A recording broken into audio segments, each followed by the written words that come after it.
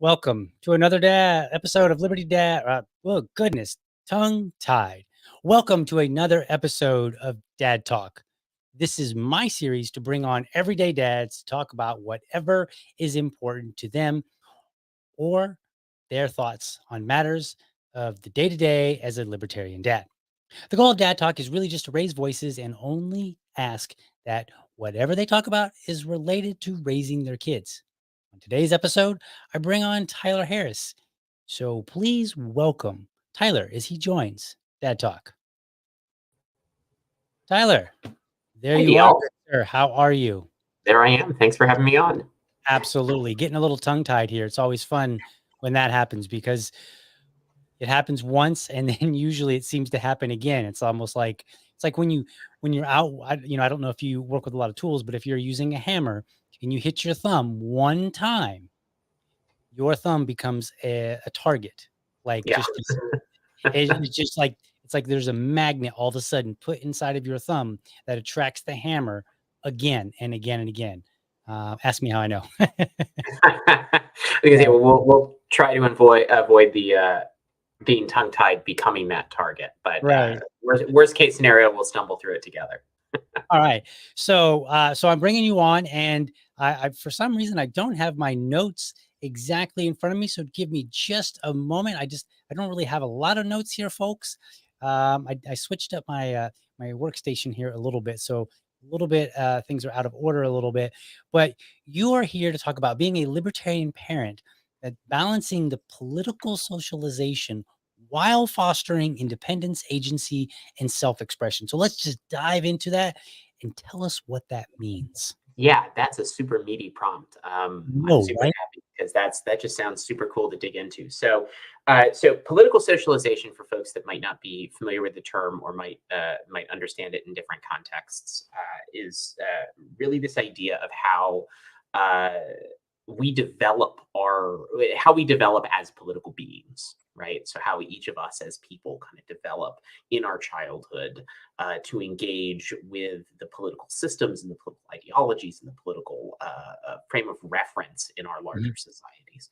And specifically, there's I'm going to do injustice to a broad field of study here, but but there's but Okay. there's a there's a lot of attempt to understand how the various institutions in our society play into that. And one of the consistently most important, or I should say, most impactful institutions in that process of political socialization is family and Mhm. your parents and your upbringing. Um, and I think we have a pretty anecdotal understanding of this from a lot of people. I mean, I'm sure we know a lot of kids growing up, or maybe were kids growing up, who rebelled against whatever the political doctrine or dogma of the household was. But most people, many people tend to inherit their parents' politics, at least Right. early in life, and then evolve from that as a point. Right. But I think we have a really interesting conundrum as libertarians because we tend to want to greatly value the sort of independence and autonomy and process of exploration that's going to take place. And Mhm. we're as different as any other group in terms of our parenting styles, but a lot of, I think, what people might think of as libertarian parenting is going to really want to respect a lot of that independence and that free thought and Mhm. encourage those values. And yet at the same time, I think we realize that as parents, as dads, specifically apropos to this conversation, as dads, we are a major factor in influencing how our kiddos develop a concept of the political world around them. And we have tremendous power to shape that that understanding. And I Mhm. think as libertarians, we can appreciate how important a light touch is there. And I don't mean to imply that there's an easy answer, right? Because obviously, no touch at all is not something we want to do. We don't want to raise our kids and never have exposed them to libertarian values, Right. uh, but we also don't want to. I think I think most libertarians would find the idea of indoctrinating our kids into libertarianism pretty unappealing, right? So there's this weird sort of tangle that we have to unpack on, how do we impart values while still continuing to encourage that exploration and openness and autonomy and freedom. Mhm. Um, yeah, how do we have the courage to raise kids that might not be libertarians because Right. we don't specifically direct them down that route, but still give them that level of exposure. So I think that's kind of the core of maybe at least what the that prompts leads me to start unpacking. Right. So let's back up a wee bit. Yeah. So I have one child, he's 4.5. And where do you sit with children? So I have a daughter. Mhm. Only child is a daughter, and she's 10. Okay. Which is a fun age. She's certainly starting to discover a lot about the world and awareness, and starting to engage with society Right. larger, and So butt did up you against some of those other Barbie? institutions. What's that? Did you go get to see Barbie? So I did not see it with her. Oh, She just returned from a big fun summer trip mhm. with extended family, and she saw Right. it there. Gotcha. Okay. So I have no doubt that I will catch it on the repeat streaming Sure, viewings sure. Absolutely. multiple times. Yep. Yep. Sorry, I didn't mean to interrupt with that weird No, no, question. no, no, no, no, no, no, no. It's Funny it's because fine. I see a lot of, one of the things that I see happen all the time is, um, there's these conversations and they're surrounding kids. And sometimes I think as adults, we often forget to have fun in life. Oh yeah. So respective to the movie, and I don't want to drag into politics about it because honestly, I haven't seen it. I don't really care.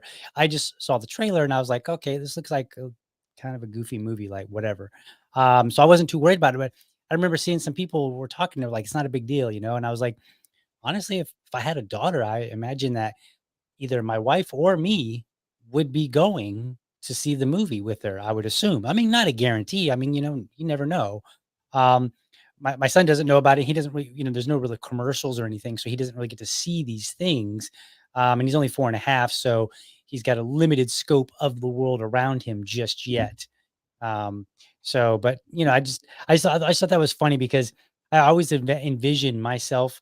You always see that picture like of a big burly guy. I'm not really a big burly guy, but you see the picture of the big burly guy and he's got a daughter You're and in he's okay got like company. painted toenails and he's wearing a tutu or something. And I'm like, yep, looks like a girl dad to me. So I just, when I hear about these things or when I hear somebody has a daughter, I just kind of imagine like, what would my dad life be like if I had a daughter instead of a son? Right. Like, I don't know. It could like, who knows? Well, So, I mean, I think the answer there is different, but maybe not as different as you'd think. mhm, One of the things that struck me uh, when my daughter was born, and certainly as she has, as she started to grow into, when they're first born, they're just kind of soft lumps of shockingly good smelling meat. right, Like, nothing smells better than a baby. Nobody talks right. about those, but then they start to grow into humans with a personality, and you realize that this thing that you're sort of like involuntarily and unconditionally love also starts to become a person who you Mhm, have a relationship with and who you hopefully actually like. mhm, And so, as my daughter started to grow into a personality, it started to really hit me that like some of the things that I thought would be boxes that get checked because you have a son are just boxes that she checks, right? I right, mean, like, right, like right. she's everything I ever wanted in a kid, son, daughter, or otherwise. And so some of that stuff, you'd be surprised how little difference there is. I think, Gotcha. but certainly other things like there's a lot more pink in the house. Right, right, We have a lot more conversations about unicorns than right, we right. probably would, I mean, look, and I'm my always son down for my it. my son likes pink. He likes the color pink. I don't know if it's his favorite. I don't think he's quite narrowed down a favorite, but he definitely likes the color pink and he likes rainbows. Yeah. And I made a tweet a while back, it was probably like a week, no, 3 weeks ago. He I've been waiting for him to get him a dog, and we still haven't gotten one yet. And part of that wait was I want him to name the dog. I want it to be like like this is my dog. I got to name it, right? So I had Mhm. to wait until he understood the idea of what is a name? Because initially we would just kind of out of nowhere be like, hey, if you had a dog, what would you name it? And he'd be like, one. And you're like, okay, so not ready yet. And recently, for the last few months, when you ask him, it's a Mhm. consistent answer, rainbow. And Oh, I'm like, nice. "No, son, this is a fine time to use that as a name for your dog." I said, I mean, I didn't tell him this, but it's in my mind. To me, I was just like, "Okay, well, if you want a dog named Rainbow, then that's what it's gonna be." Yeah. So, and everybody can, it can go away. Well, I think so. You're touching on something that I think is really pertinent to the topic here, which is, you'll hear jazz musicians talk about how it's, a lot of jazz is about the notes you don't play, right? Mhm. And I think a lot of uh, handling political socialization tactfully and respectfully and responsibly with your kids is about the political conversations you don't have. Right, And I think we probably all know people who politicize everything. right, Right? right. And certainly, like, I have a pretty solid policy that I try not to be critical of other people's parenting decisions. So if you're at home watching this and you're like, I politicize everything with my 3-year-old, I'm not trying to tell you you're a bad parent, but I Right. think that is certainly a more heavy-handed approach than I've tended to Sure. try to adopt, and that I've wanted to bring into this. But my daughter's also grown up with a dad who, for most of her, life, was not just politically active, but was a staff member with the Mhm. Libertarian Party, and I was Right, executive director of the Libertarian Party for 2 years. And so she has not grown up apolitically. Like, right, there's no not having exposure right. to politics and what goes on. And so part of the reference frame that I try to bring to it, and I don't know if there's any, I don't want to represent this as coming from any academic literature or any systematized thing from anyone who actually knows what they're talking about. But Right. the framework that's been helpful for me to construct is to think about three kind of subcategories as mechanisms for Mhm. how I'm impacting her political development. Um, One is sort of like direct indoctrination, right? Whether Right. that's overt, like you're not allowed to be a Democrat in this house, or whether that's covert. Which, by the way, I know somebody who was literally told that by their parents. It was the other way around. It was, you're not allowed to be a Republican in this house. Right, wow. That's wild. And it's like, yeah, and so whether it's direct indoctrination or the sort of covert thing, where it's like, I'm gonna buy like the Rush Limbaugh box set of children's books and stock them in the Right. nursery or something like that, right? Like, there are ways that people make very deliberate efforts to impact the Sure. politics of their kids. Then there's just sort of like the broad exposure that's going to impact socialization. So you're not trying to make a direct effort to Mhm. move the needle, but your child is going to overhear the conversations that you have with your partner. They're Right, going to overhear the conversations you have on the phone. They're going to, I mean, so many of us work from home full or part time now, right, right? They're gonna hear your work calls, and if you work in politics, that means they're gonna hear you talking about politics all day. right, uh, they're gonna see you go vote, right? Like, they're gonna experience the right. conversations you have around elections and things like that. And then the third, and probably the sort of softest dynamic of socialization that I think about, is just the general culture, the general political culture that we expose our kids to. So, uh, you know, uh, going and pulling the lever on election day and walking out with the "I voted" sticker, right? We're sending a Mhm. message about the validity of those systems, about engaging in the civic process, about the role Right, that a person plays in politics. If a kid sees their parents not voting in elections because their parents don't think it's important, that socializes differently than a kid who sees their parents out there collecting ballot access signatures. right. And so there's just a kind of cultural element that gets baked in. And I think, that's where the LP has a very strong culture in terms of demonstrating that participation, Mhm. less strong culture surrounding the partisanship. I think there's very clearly like a left wing and a right wing culture that we could probably describe for each other right now if we wanted to, Right, in terms of the types of spaces that you're in, or the types of media that gets consumed, or the types of values that just kind of get inculcated through that. right.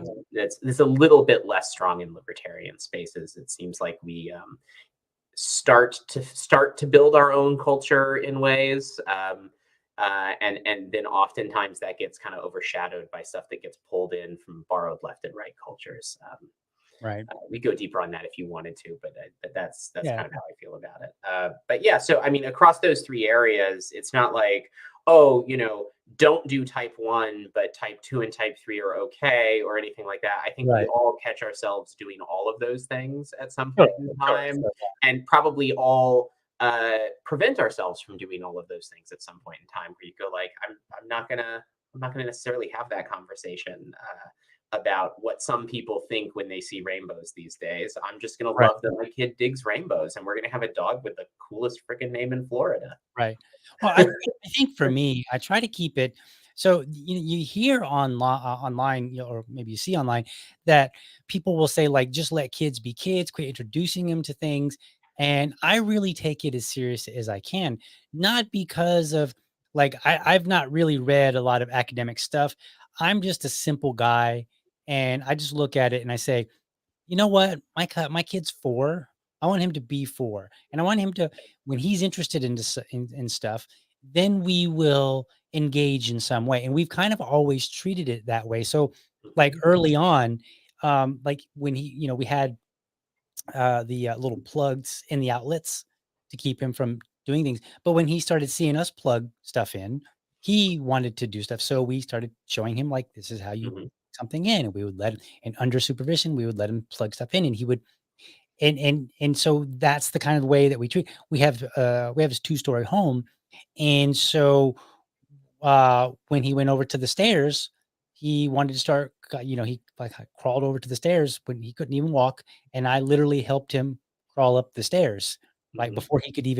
before he even knew, like, hey, if I put an arm up here and like he had no idea. So I'm like literally moving his arms and legs, helping him go up the stairs. I don't know if that was turned out to be okay. So, but my approach is really just like once he shows some interest, then I will address it rather than say, well, he said rainbow. I better tell him all the intricacies of what, that means in the society.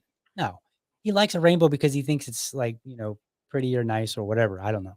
And it He's like, is. I mean, so I just let him be because yeah, what I want him to do is to be curious. right, So, with very few exceptions, when he starts showing interest in something, depending on the level of interest in what it is, we'll either tell him about it or we'll like let him do it. The good example that I give of when I don't is like the table saw. Like, so I'm like, all right, you're too short, you're too little, and the table saw is way too dangerous, so you don't get to touch it. Not at all. You don't even get to turn it on, nothing. You just have to like we've taught him we're like some things are for, big kids or for the adults and some things are not for you. But there's only like probably a handful of things that he doesn't really get to engage in, right? And he knows he has to wait. But right. otherwise, I just want him to assert his own independence to kind of bring it to the topic here. And when he shows independence, towards something, say, all right, well, here, let's check it out. Now, sometimes I do introduce him to things, because maybe he, like I introduced him to video games. He didn't know what a video game was. Um, so but for the most part, I think that's the approach I take. And then you were talking about like politics and not being able to kind of get away from it. I'm like that's not what I do for a living, but I am heavily involved in the chair here in Jacksonville, and I'm constantly going to events, and so I drag him along. Like he comes to quite a few events, but at the same time, like if he ends up, like growing up to not be a libertarian, like, well, I guess like that's the way it is. Like, Well, oh, I mean, you talked about encouraging him when he expresses an interest and has a passion, but right. I'm sure you actively share some of your interests. I mean, I do. outside the I do. political world even, just Right. share some of your interests as well. I certainly Yeah. do, right? I mean, like that's and Yeah. I I'll say, don't. hey, son, let's go to the tool store. And he's like, all right, we'll go to the tool store. Yeah, Right. cool. Like, I mean, I've gotten my him. daughter's a huge Trekkie, and it's entirely my fault, right? Like, at an early age, I'm like, "We're watching Star Trek today. Right. Cool." Like, Yeah.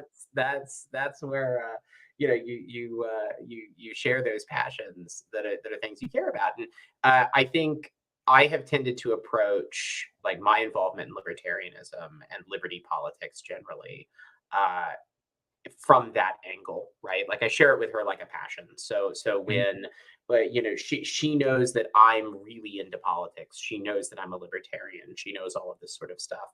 But we're not sitting down having long conversations about like, what is right think and what is wrong think in a libertarian. Right. Like I don't need her to be philosophically up to snuff on Right. things. Like this is it's about just kind of creating a space and a culture where it's like, hey, this is fun to explore and to thrive in, and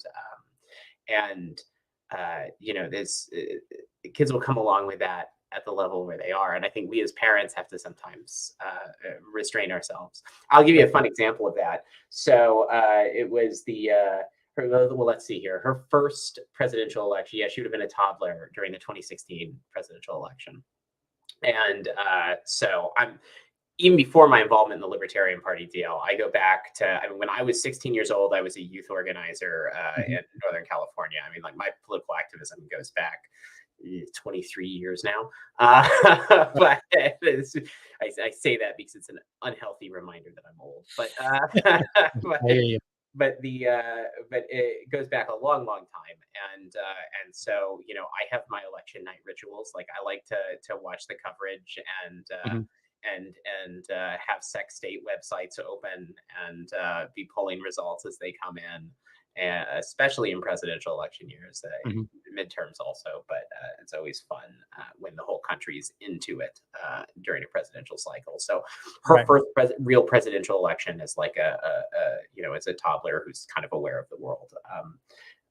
We hit 2016, and like I have map printouts for her so she can color in the states as the states go Right. blue and the states Oh, go red, nice. and involve her in the process that way. And I ask her, I'm like, who are you rooting for? And she said she was rooting for Trump because he seemed like a really nice boy. And I said, gonna hold that all back. There's a whole conversation I want to have here that we're just not gonna have. Yeah. Yeah. But I'm just gonna let that one be Right. out there and just explain that that I'm rooting for Gary Johnson and what that means and what that's about. And Right. but then also like not proselytize that Right. particularly, because that's not, it's about coloring in the maps. It's about explaining how the electoral Right. college works. It's Right. about her first civics lesson, really, more than anything else, and just sharing it as a pressure free passion, where it's not about like giving the right answers or the wrong answers on what you think about a certain thing. Mhm. That like as her dad, I'm not going to judge her for what she Right. says or what she doesn't say, or if she, like I said, if she has the right answer, like it's a test. It's not. Right. It's about discovery and finding it out. The more I've thought about it in the many years since, the more I actually understand why Donald Trump might be particularly appealing to a toddler. So it's kind of made me a better observer of the human Right. condition in a lot of ways. But Yeah. yeah, it's I think it's about creating those spaces where it doesn't where it feels like it's safe for exploration. Because I think that's as libertarian parents what we want, right? We want Right. our kids to think freely. We don't want them to think like us because we told them to. Right. And well, what I right now my son's 4, so I think that there's a limit on even if I wanted to try to engage him on some of these things.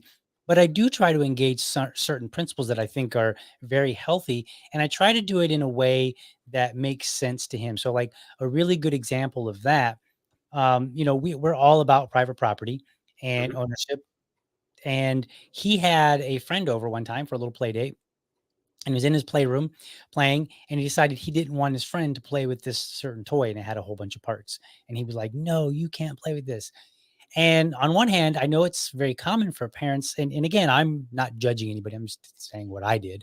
I know it's very common for parents to say, "Hey, you share, you let him, him or her play with that toy," and I think there's a place for that. However, I took a different approach. I just said, all right, look, I said, if you don't want your friend to play with it, then you need to put it away for right now. And you need to get out something that is okay for him to play with. So he put it away and then he went and got some other toy that they could play with, because I want him to understand on one hand, the idea that like, yes, it is your toy and, there there is a time and a place to say, no, it's mine. I don't want somebody else to play with it. But there's also a way to go about it where you're not creating more conflict, because if you just, if a little kid's sitting there, he's playing with it, and the other kid, who's a toddler as well, wants to play with it. There's not all this nuance that they understand, like, oh, he's playing with this one particular toy that he doesn't want me to play with. So therefore I'll just play this. Like that doesn't work with toddlers, at least not that I've seen. Well, So I don't care that what your was the approach politics I took. are.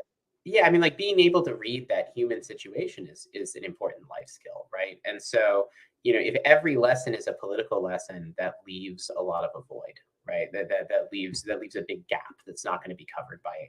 I mean, libertarianism is great. It's like the most philosophical of the like partisan politics in the United States, in the sense that it has like a coherent vision underlying it and a Right. coherent set of principles. There's something close to a value system in there, compared to like these loose coalitions of interest groups that Mhm. fluctuate across time that you have in the Democratic and Republican parties.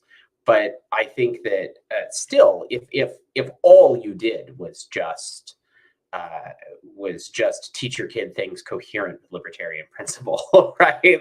There'd be Right. a gap. There'd be a gap, and because those soft skills are things that kids have to learn, right? And Right. so, yeah, you do. I think it's really great that you're cognizant of not wanting to like directly undermine the understanding of private property and ownership, and the idea that like this thing is yours, and so like other people don't have a right to it. Mhm. But you've also like invited someone into your space to come engage with you socially, so you need to craft a space where that engagement is going to happen, that you're comfortable with, that they're comfortable Right. with. That's I mean, that in itself is like playing into kind of like a loose consent culture type of concept. But more than Right. that, it's just a basic human understanding Yeah. of And put yourself in that other kid's shoes.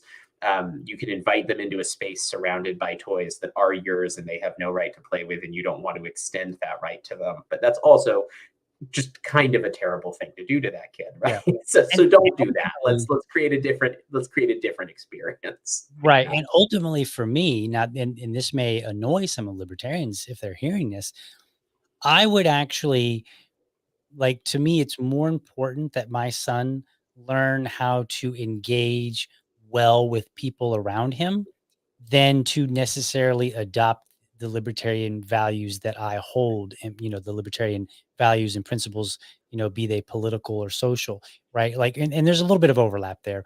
But ultimately, if he ends up being a really nice person that treats people well and becomes a, say, liberal, Republican or Democrat, or liberal, conservative, whatever, um, like, I'll be fine with that if he's basically like, if he kind of at least can manage, don't hurt people, don't steal their stuff, be a nice person. And I know some people will be like, well, technically if he votes, I don't care about all that. I just care like his direct interactions with people are good. Yeah. That's my first and foremost goal. And if he ends up being some political ideology that I don't particularly care for, at the end of the day, I will feel successful as long as he engages and interacts with other people in a positive way. And Yeah. that's ultimately the big deal for me. Yeah, no, I mean, I couldn't agree with you more. And in fact, I will agree with you now slightly more, because I'll go a step further and say uh, that I would absolutely, if I had to choose, I would preference my daughter growing into an adult that embodied the sort of the values in terms of how she acts as a person in society, how she treats other people, Mhm. uh, uh, embodies characteristics that I find laudable. Like if she grew into a good person Mhm. who had different politics, Right. or could grow into someone who wasn't a good person but shared my politics. Like there's zero moment of Right. hesitation in me choosing that I would want her to be a good and fully actualized, intelligent, thoughtful, compassionate, empathetic, kind to other people. That I'd want her to be all of those things, way higher on the list than we vote for the same people, or we fill out the same box when we register for a political party, or that we agree around the Thanksgiving table about politics when it comes up. I think that's so much more important. And you know, if you get those other things right, then the disagreements don't matter, because at the very least, you can disagree with each other in a very civil and compassionate and understanding way. So Right. that checks those boxes off just fine. So let's talk about agency. How are you raising your daughter to have agency? Because this is very important to me, because even before I was a libertarian, when I was like a super hardcore conservative, I really had this like I, I kind of held this idea like, like this I own myself, I'll do what I want attitude. It was a little bit rough and rugged at the time because I was much younger. That was probably more age than it was my political views at the time. But I always had this agency, like I'll do it myself. Like I would just be like, I'll learn this on my own. I'll figure it out. I will do this. And I feel like there's a certain amount of um, agency that can be learned from your parents or stifled. And the one thing that would really bother me is if my son, didn't feel like he had, the agency to go and do things and to Yeah. make the decisions and feel confident. That's a big one. Feel confident in the decision, and then if it was a bad decision, be able to properly evaluate it. So how do you what kind of things are you doing to bring about solid agency? Yeah, so that's a really good question. I think that's something that all parents in the liberty space, and any dads listening to this, should be really thoughtful about and really deliberate about.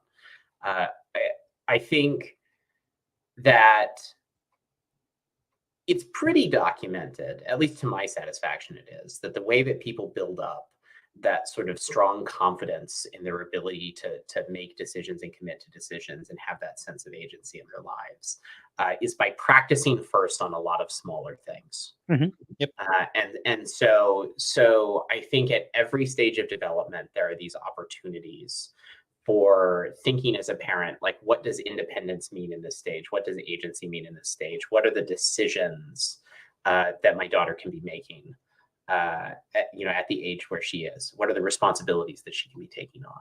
And I mean, when they're very, very, very little, those are very, very small things, right? Mhm. Those are choose one toy to play with this afternoon, and then they have agency to make that decision, and Right. and then they live with the consequences of it, right? Like, then Right. that's the toy they have when you move into the living room and hang Right. out there for the next 2 hours, or I mean, whatever the scenario is. Or choose which three stuffed animals you're sleeping with tonight, and you make that Right. choice, and then mom and dad are not getting out of bed to fix your problem. If you don't like the choice you made, Right. another opportunity to choose comes around tomorrow. Right. One of the very early things we did with our daughter when she was starting to get to the age where she was reading independently. We weren't reading to her, but she was reading, starting to read, like, whatever the very basic children's books are, Yep. right? Yep. We That happened to coincide with a time where we were having like a conversation about bedtime, and the appropriate bedtime and all that sort of stuff. And so what we did is we decided that we would make her an offer, which is that if she wanted to go to bed when it was her bedtime, she could just climb into bed, turn the lights off. That's it. No questions asked. If she wanted to stay up an extra half an hour, as long as she was in her bed, she could keep her lights on and read Right. up to half an hour, right? Mhm. And then we would come in and say, okay, it's lights off time. Like, you've had your half an hour, and we would do that. But she had to choose what books she wanted. Mhm. She chose whether it happened or not. She could always choose to end it early. She could choose to just go to sleep. That's fine. Right. And then as she got older and older, she picked up the responsibility of making sure that it was just a half an hour. Like, we have a clock for her in her room, and she learned how to tell time, and then it became her responsibility to manage that. Right. And pretty soon, mom and dad weren't involved in bedtime at all, and it was just, good night, we love you, and trundle upstairs. And she knows the routine, and she knows she can have a night. She knows she can get the extra time if she wants, and she knows to turn it off.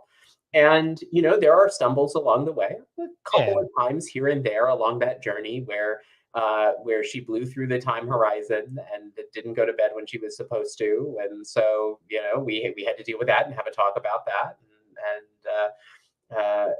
but by and large, it just creates a totally safe place for those small decisions to start to add up, where you have more agency and more responsibility.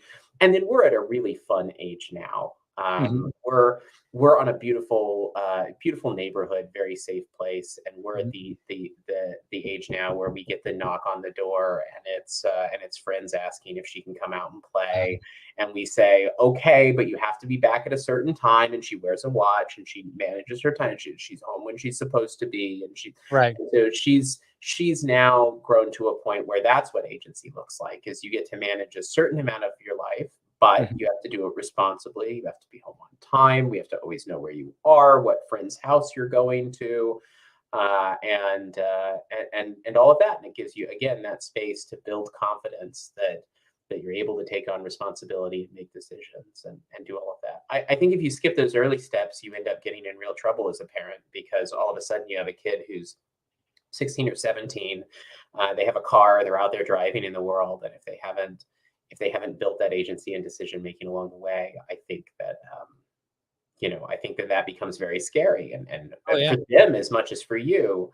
And so hopefully you want to prep them for that. I've always viewed the role of a parent is not to raise a child, but to raise an adult, right? Yeah. That Sure. the end product of our labors in this effort is an independent adult human being living in the world, Right. without us. We hope that it'll never be without us, but Right. Right. without Right. needing us. Yeah. And that's the objective. So it's helpful to kind of see it move along the way. And of course, as it relates to politics and liberty and libertarianism, it's that same sort of principle. I mean, in fact, I think it's exactly the same process. The agency that they build through those other small tasks is the same thing that's going to give them confidence to start exploring politics when they're ready to. Whenever I don't know what age kids are stumbling across the political compass these days and that sort of thing. I'm old enough where the advent of the political compass was actually after I was already involved in Right. politics. Same but here. but I imagine it's a great classroom tool. Like if the political compass had existed when I was 14 or 15 years old, I would have loved it. World's smallest political quiz did exist Oh, when did it? we were that age, but I think political compass and I side with and all of that neat stuff. Like I Mhm. really look forward to, in a couple of years, for my daughter, she's going to really probably start to hit a lot of that stuff, not just in her life, but with her friends and in the Right. classroom and just out in the world on her own, and feeling like there's that ability to make her own choices. I think Mhm. it's going to make me very, very proud. Whatever quadrant she might land in, and I Right. will brace myself for the fact that it might be like the scary dark red one or the Right. scary dark blue one, or Right. whatever it is that's not where I am, but that's okay. Well, it's, you were talking about agency and incrementally learning it so that when it comes to more significant decisions, they're more prepared for it. So a few things on that. I remember a friend of mine, he went to Bible college and he said, "You know who are the wildest ones there at Bible college?" And I was like, "No." He was like, "It's always the pastor's kids." He Pastor's said, kids. and there was like that running joke, at least when I don't know what it's like. I haven't been in church many years, but it was always that running joke, like pastors' kids are always the worst ones because a lot of pastors' kids got shielded Yeah, from yeah, making small decisions along the way. So when they got older, they get out on their own. They're faced with like a horde of decisions all at once, and they don't have like that muscle built up that says, "I know how to make these properly." And it's funny. I like to tell this story when my wife and I went to California and we were visiting vineyards, and there was a young girl there, and this is only like, I don't know, 5 years ago. Wasn't very long ago, and she couldn't have been more than 25, 26. She wasn't very old, and this woman was like, she was just so knowledgeable about wine. She knew about wine and about grapes and about the dirt, and just she was just like spitting out knowledge and telling you about like everything. I was like, of the depth of, planting, I just stuff that I didn't even know you could know. And so I asked her, I said, you seem kind of young to have learned so much information. I said, did you like go to school for this, or like how did you acquire all this knowledge? And she said that her parents were wine enthusiasts when she was growing up. And she said that her dad, and she didn't really say what age, but I think she just kind of humorously said, ever since we could hold a stem, she said, our dad would give us like a splash of wine at dinner, and like literally a splash, and they could taste it. And then they had to write down 3 things that they tasted or Uh-huh. whatever. Wow. And she said she did that for years. And she said, when I went to college, she said, and all my friends were out getting drunk. She said she was always the designated driver, and I think she said she had never been drunk before, because she said growing up, the appreciation that I learned for how you handle alcohol, put me in a position where, no, that's not how I enjoy alcohol. I don't enjoy it to that level. So therefore I won't. And, I took that, and I started just, I like to think about the world around me.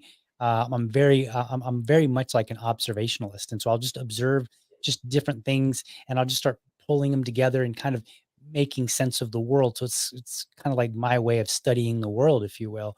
And I started realizing, like, between that and between, my friend tell me about, the pastor's kids, and knowing some of them myself, I was like, I think the answer to a lot of these things is, where it's appropriate to maybe, have some exposure. Exposure doesn't always have to mean like, I mean, I'm not suggesting like if you've got young adolescents to expose them to, sexual things of, things of a sexual nature necessarily, but you may have a conversation, right? What have you.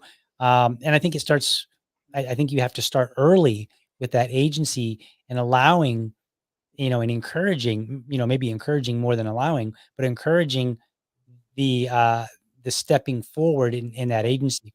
So here's a really fun story. This happened to us like out of the blue. Our son's 4, is about a year ago, maybe a little bit less. We're at a restaurant, and you know how it works. You're at the restaurant, they take your order, and then you order on behalf of your kids. So they came over, they're taking our drinks. We're probably out for brunch or something. All of a sudden, out of nowhere, before we could order for him or even ask him, he just kind of props himself up, looks at the server, and he says, "What do you have for kids?" And we were kind of stunned, and we were like looking at him, and then we looked at the server, and then she, I think it was a she told him, she was like, "Well, we got this, this, and this, and this." And then we look at him, and she's like, "What would you like?" And he decided what he wanted. And then she kind of gave a quick glance to make sure we were okay with it. And so now he, like, at least for his drink order, he will order his own drinks now. Right. And I think it's pretty neat, like, now is that gonna lead to him not being drunk? Well, no, not necessarily.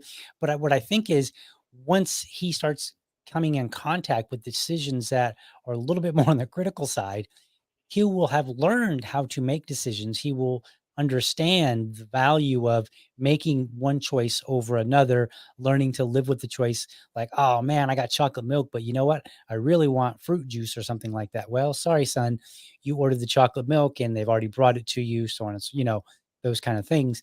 So, to me, I think you're right. You've got to get it early, and early means things that are no big deal. Like, Yeah. okay, so we order orange juice instead of milk. Not a big deal. Well, and there's something remarkable about that story, which we haven't really touched on. And that's, we've been talking a lot about how thoughtful we as parents need to be and the decisions that we make and how that impacts the process. But, we also have to listen. Our kids will tell us what they're ready for. Right. And, the example of that with my daughter was potty training. Uh, Mhm. we joke that our daughter potty trained us. Like there was just a point where like I mean we had the gear and like the little the little like baby's first pie, I forget what they call them, but those little potties that you can put behind Right. the toilet to do the thing. Yep. And but there was like, we had a couple of conversations around it, but she really wanted to go into a preschool. We had toured some preschools. Mhm. She did not go to preschool the first like 2 or 3 years of her life, but then there was a point like 1 or 2 years before kindergarten my wife and I both work, and so it was going to make sense for us. And she was really excited to get to be around a lot of other kids as an only Right. child. That stoked. She was Yep. stoked about that. But had to be potty trained. It was a requirement, right? Like they were not in for the little tiny kids. But at the age she was, had to be potty trained. No getting around it. So she basically came home and was like, throw out the diapers. We're done with this. Like, I use the potty now. And we're like, Right. okay, you use the potty now. Like, Right. great. Like she grabbed us and was just like, this is now where I am. That's funny. And she did. Like, it was just people talk about that being a traumatic experience, and I feel like I almost missed a trauma of parenthood, because she just said, no, now's the time. Yeah. And that's where it was. So, like, if we're slow on something, and I don't want to embarrass her if she ever sees this later in life. She was not late getting to that point in her life. She was Right. actually a little early compared to a lot of people, but she was ready, Right. and was not shy about letting us know. And so sometimes, when you see your kid being willing to push those boundaries in a healthy way, but like sending that signal that I'm ready, I think being able to listen to them, and then provide a safe framework for them to, within reason, pursue that Right. is the best thing that any parent can do. Yeah. And go ahead. Oh, I was just gonna say, and on the ordering front, she's been ordering for herself from a very young age too, and it led to a humorous moment where we had taken her and some other family out to one of the, like a microbrewery and Okay. restaurant, one of those like those sort of places, and the big page long beer menu, and everyone's doing their drink orders around the table, and she's like, "I'll take a 16-ounce porter." Later, everyone did like a triple take. She Right. had Right. It's funny. five. Uh, That's so, funny. so she learned that there are things on the menu she can and can't order Yeah. when it comes to Yeah, ordering. we actually had a funny moment the other day. It was probably about a week ago. So like people have probably been see me drink this drink. Let me get in the camera here. Uh-huh. It's just flavored water basically. So it's kind of like the little Mio squirt stuff, but it's a sugar-free one or whatever. And so my son likes it because it's just literally just a juice that you add with water. Um, but sometimes I will, like the other day I put some vodka in it, in mine, of course. And I told him, I said, son, this is not for you. I said, this is a daddy drink. And he goes, I know. It's got wine in it. And I was like, oh, okay. And technically it wasn't wine, but and then he said, I said, okay, well, I'm glad you understand, or something like that. And he goes, see, dad, I know stuff.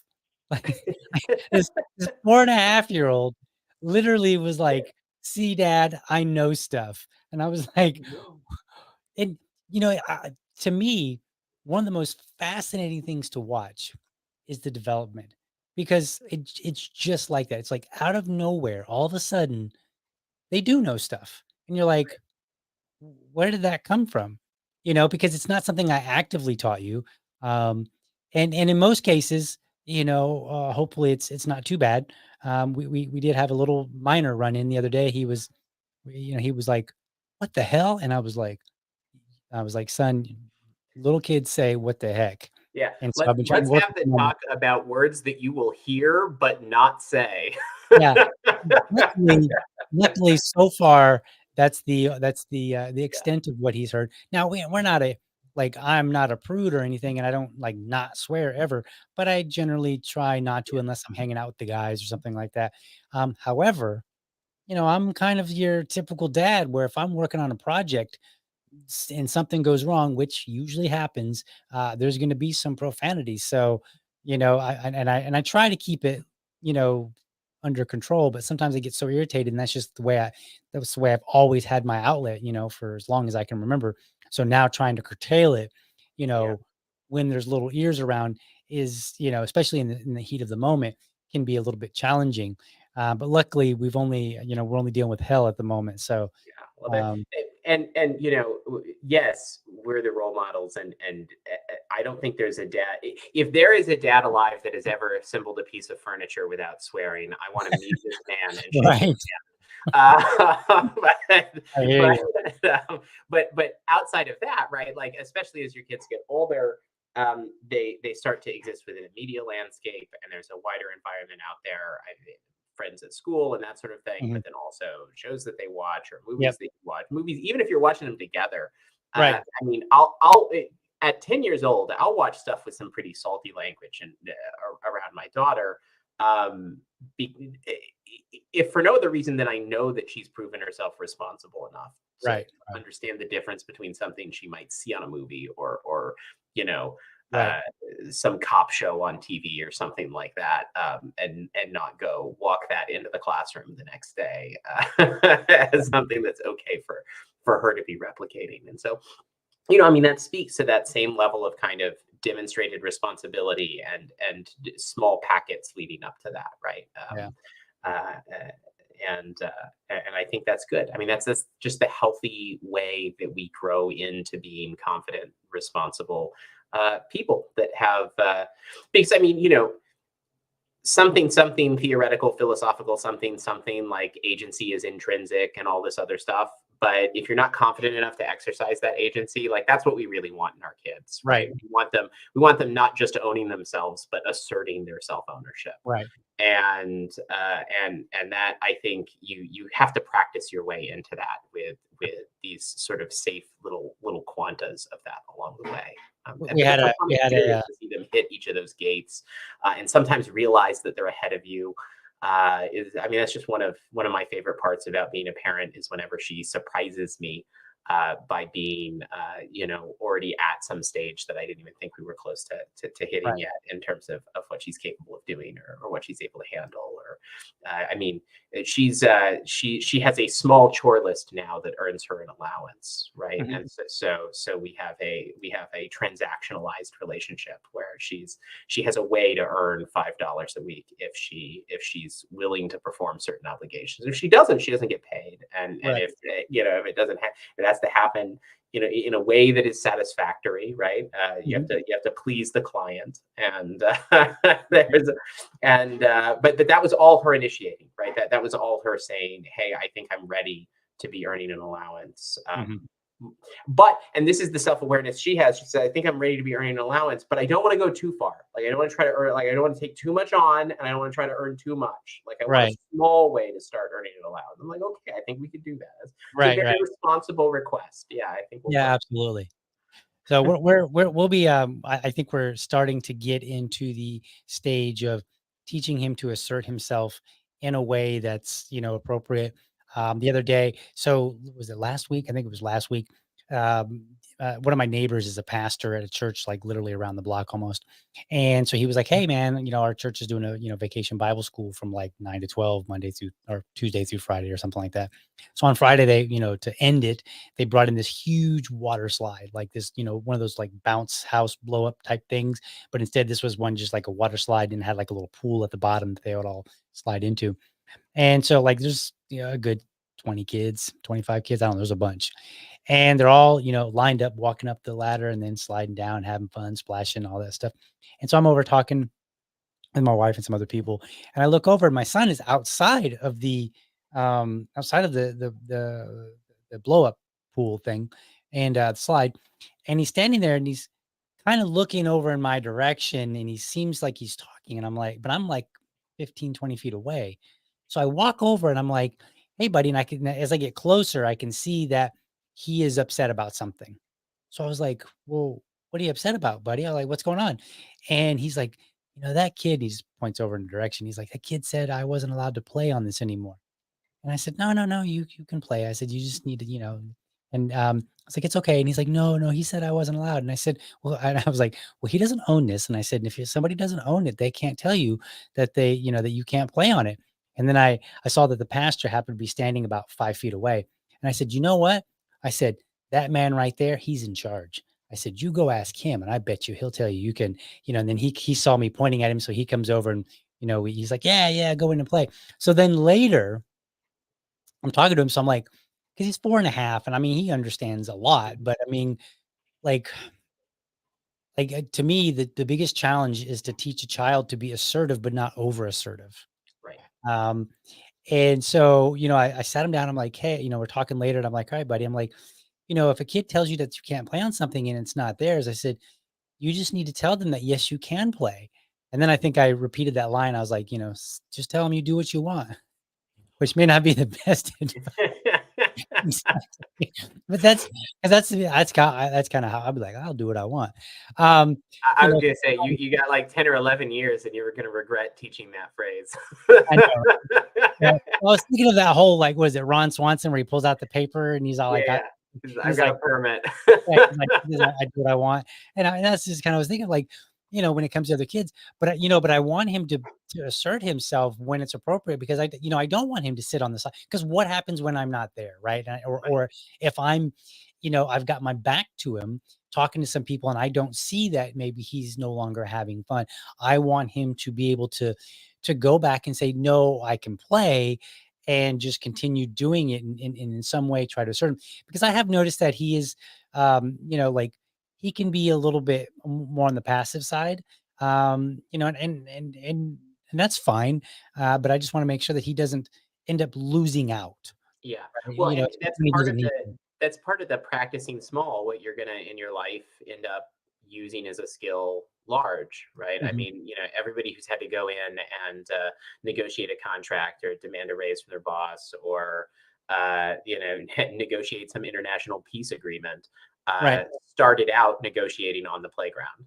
Like Right. that's where we all first practiced Yep. that skill, is sitting around in a group of kids without an adult to arbitrate our problems for Mhm. us, and having to solve them amongst ourselves, and having to develop those skills of, like, uh, I want this toy, but he wants this toy, and how do we Mhm. come to an agreement? And the third kid wants a different toy, but also wants to play with us, and we don't want to be playing with that toy. Like, how do we Right. reconcile these competing Yep. interests? The very first low stakes practice of that are kids playing with each Right. other. And that's where Right. we all start with those skills. And so I think it's just really important. You know, as parents, the tricky question is, the moment we step into that arrangement, we've removed something from it, Yep. that level of independence. So how do we encourage our kids to go into those spaces, and to stay in those spaces, and to be in those spaces? Um, and I think what you've described is a really good example of that, right? Where Right. it's like, let me give you the tools to handle this in the future, because in the future you're going to be handling this, right? And Right. we want you to feel empowered. We want you to feel like you know what to do, but you're gonna put the reps in doing some Yep. problem solving. Yep. Yeah, and I think that's And really important. and I think one of the, and I know we're getting at about time, and I don't want to hold you up too long, to kind of wrap this up. One of the Mhm, things that I think that we do, and I hope that I'm right on this and that it does work out, is we try to exercise that, since he's not always around kids, we try to exercise that when he's around adults. mhm, So I remember reading something out of a book a long time ago or somewhere, and they were talking about this idea that to help teach kids to be more assertive and to be confident in who they are in addressing issues, they said, they were telling the story about, like, on the way to the doctor, they were like, hey, is there any question that you want to ask the doctor? And, oh yeah, I want to ask this question. So when they get to the doctor, they go through the normal, routines of whatever examination or whatever's going on. And then before they leave, the parent was like, all right, Johnny, you said you wanted to ask the doctor, now's your chance. And then basically, kind of similar to that story where he's like, what do you have for kids? Expect the adult to give their attention, yeah, and expect the child to expect to have that attention. Right. right, So we're starting to kind of build that now. Like, he'll come over, we're talking with some friends, and he'll just dive right into the conversation, talking about something entirely else, of course. And we're like, hold on, wait a minute. We're not done talking. And then we'll wrap up whatever it is we're saying. And then we'll turn to him and we'll say, all right, buddy, what did you have to say? And then we listen, right? So that he gets this, this training of, like, when he speaks, it's important. When, what he is thinking, what he's valuing is important. And I want him to do that. And I think that we're now kind of getting into the stage of, to learn how to make that happen, and to come across situations where he's can, sometimes he'll get it, maybe sometimes he won't. I don't know. yeah. I think, only kids tend to, because they spend more time interacting with adults, right? Tend to present at a much higher level of maturity, just because that's the sort of social Mhm. dynamic when you're an only kid. I don't know if you happen to be an only child. I wasn't. I was first of three. I was the baby of the family, but my siblings were so much older that they were out of the house. So I'm kind of an Oh, honorary only child. I gotcha. grew up as the only kid in the house. So I was sort of an only child, and had a lot of that same effect where you grow up and your main social interaction is with other adults. And I think as we're both parents of only children, so as we parent only kids, the thing I've tried to keep front of mind is yes, there's going to be that precociousness, there's going to be that presented maturity, there's going to be a lot of that stuff, and that should rightly be a source of tremendous pride. But as we were talking about agency and like building those skills and those opportunities to hone and practice those different dynamics that you do with other kids. To make sure that we're creating those opportunities where other kids are around, but then also b to recognize that maturity is not necessarily always indicative of a readiness for that next Right. step, right? Like a lot of that is just having absorbed the culture of adults and how adults are around each other and how adults talk to each other, but you still need to really be tuned in to your kid and where your kid is Hmm. in terms of what they're ready for in terms of agency, because you want to keep moving them along, but you also want to move them along at their speed, not a speed that they're uncomfortable with. So Right. that's something where as an only kid myself, asterisk, I've kind of tried to have that in mind as I raise an only kid of my own. Right. Well, we better wrap it up here. You got any final words of dad wisdom on this topic? Oh my gosh, words of dad wisdom. I didn't know we were supposed Like, to be wise as briefly. dads. Well, just briefly, wrap it up, kind of final I, words. I'm just I'm just gonna say that hopefully there was some stuff, if there are dads listening to this, that resonated. I want to thank you, DL, for a good conversation. I certainly enjoyed chatting about this stuff, and Fun. that when it comes to so much in parenting, and to bring it back to like political socialization and how we shape our kids' politics, but just also how we shape our kids' cultural understanding of the world and social understanding of the world. That uh, that it is more art than science, and that the answers are somewhere in the middle of almost any continuum you could imagine, and it's Right. and it's about uh, uh, having to feel your way sort of across the river one stone at a time. Right. And that's really what we're always doing as parents, but I think the more thoughtful and mindful we can be as parents, the better it is for our kiddos as they develop. So I'll leave it on that. Is it wisdom? I don't know, but it's something I said. Right. I will hang back please for just a second. Let me close the show and then and then I'll be back with you in just a second here. So, folks, I hope that you enjoyed the conversation. I know I did. I think it's awesome to talk to dads and just have these kind of conversations. I always learn a lot from some other, from the other dads that I talk to. And, hopefully, I throw a few nuggets out their way as well. But if you enjoyed the show, make sure that you subscribe and do all the normal things so that you can see when there are new shows. And more importantly, if you know some dads that you want to hear on the show, send them my way. And they don't have to be libertarian. That happens to be the circle that I know the most dads from. However, I have spoken with dads that are not libertarian whatsoever. And so I am very much open to it. So there doesn't have to be anything related whatsoever to politics at all. It could be I'm a dad, I love working on cars, and my son or my daughter works on the car with me, and I just want to talk about all the great times that we have working on these cars. It could be something just like that or anything. So make sure you connect with me, Liberty Dad, all one word, on Facebook, Liberty Dad Pod on Twitter, or go old school, Liberty Dad podcast at gmail.com. I would definitely love to hear from you.